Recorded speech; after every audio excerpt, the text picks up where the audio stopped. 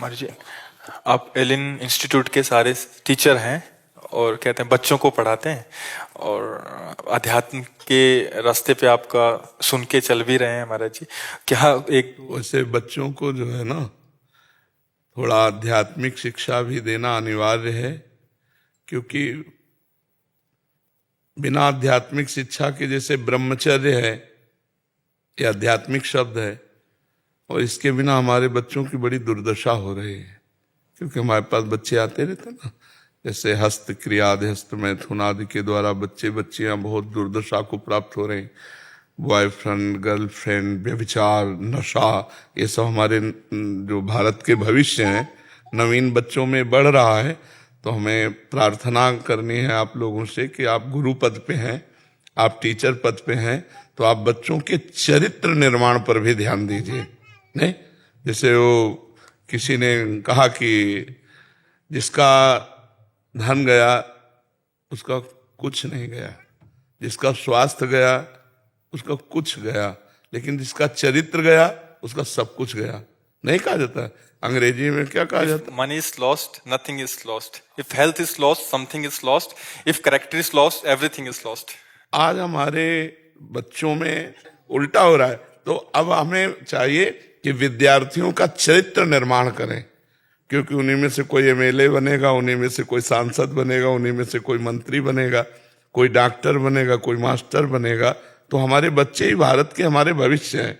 तो अगर उनका ब्रह्मचर्य परिपक्व है, चरित्र अच्छा है, कोई व्यसन नहीं, तो वो एकाग्रता पूर्वक अपनी पढ़ाई में लगेंगे, एकाग्रता पूर्वक वो जिस लक्ष्य को प्राप्त करना चाहते उसमें चल पाएंगे।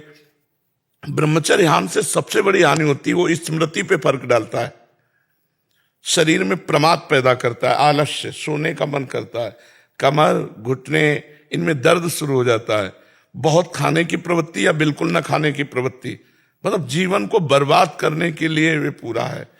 जैसे 20 वर्ष तक ब्रह्मचर्य रहे और फिर इसके बाद गृहस्थ धर्म में जाएं, तो एक अनुकूलित वातावरण उनको गृहस्थ में, तो वो निकल जाएंगे बढ़िया जीवन। और 20 के पहले ही ब्रह्मचर्य नष्ट कर दिए तो बहुत बड़ी हानि हो जाती है। ऐसे शिक्षक हैं, ये आगे की कंपटीशन तैयारी कराते हैं।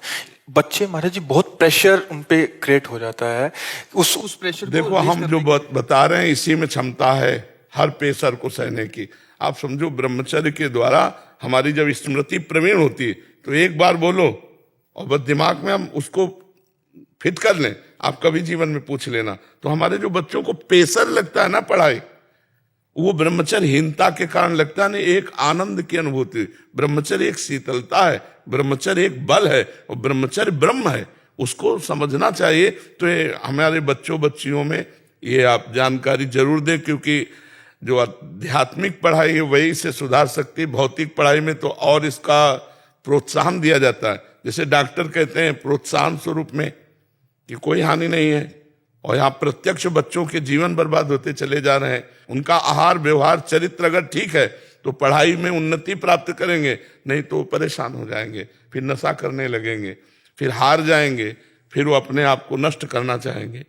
बहुत से बच्चे हारने पर अपने आप को नष्ट करते हैं ना। क्यों? हार जाना एक स्वाभाविक प्रक्रिया है, लेकिन नष्ट करना स्वाभाविक प्रक्रिया नहीं। हार और जीत दो ही पक्ष होते हैं, पास होना या फेल होना। मान लो थोड़ा हमारी प्रमाद स्थिति में उत्तर सही नहीं हुआ, हम फेल हो गए, तो हम अगली साल और पढ़ करके फर्स्ट नंबर में आने की कोशिश करें, किस करने की कोशिश करें। तो ये बच्चों को संभालना है। पढ़ा तो आप रहे हैं, जिस विषय को पढ़ा रहे हैं बड़ी प्रवीणता से पढ़ाइए, क्योंकि वो सब में भगवान विराजमान। लेकिन ये जरूर चरित्र के विषय में क्यों, अब बताइए।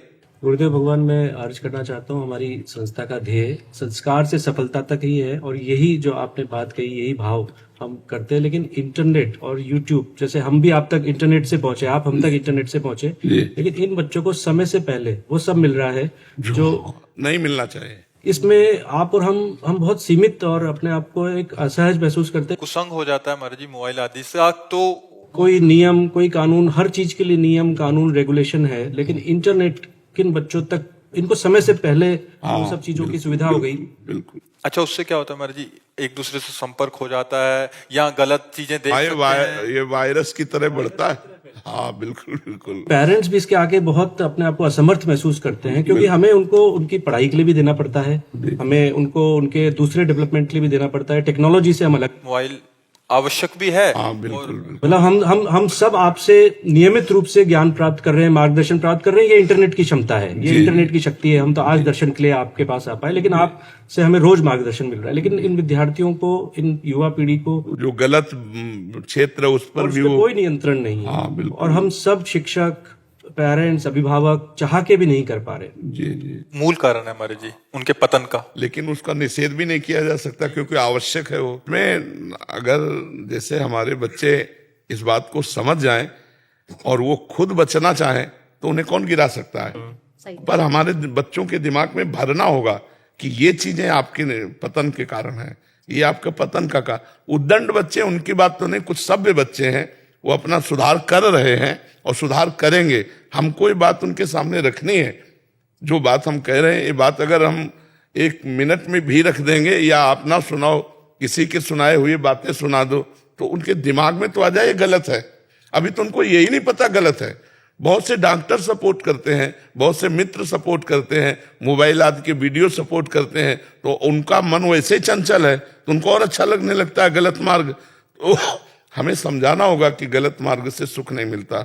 आगे चलकर आप लोग गृहस्थ हुए, ब्याह किया, उसे अभी जो ये बहुत हानिकारक फैल रहे, हमें कोई हफ्ता नहीं जाता जिसमें ऐसे बच्चे ना आते हो कि मैं भेंट करना चाहता हूं।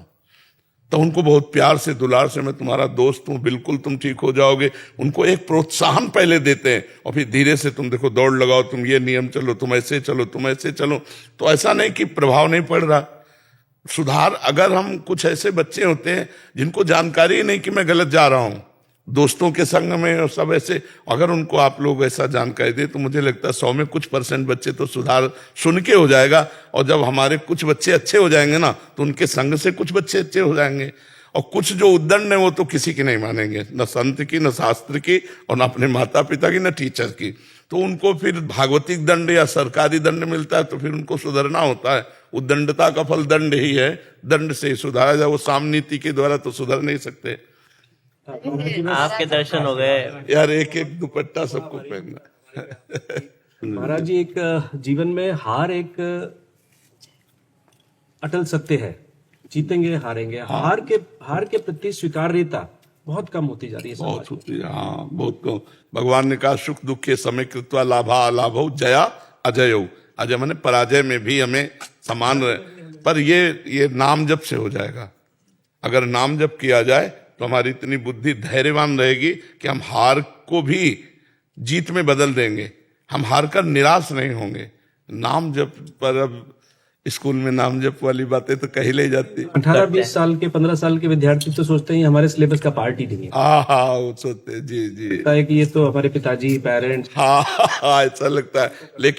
लेकिन तभी बुद्धि दृढ़ होगी जब भगवान का नाम जप, थोड़ा भी अगर नाम जप करने लगे तो बुद्धि धैर्यवान हो जाए, बुद्धि पवित्र हो जाए। भगवान का नाम मंगलमय है।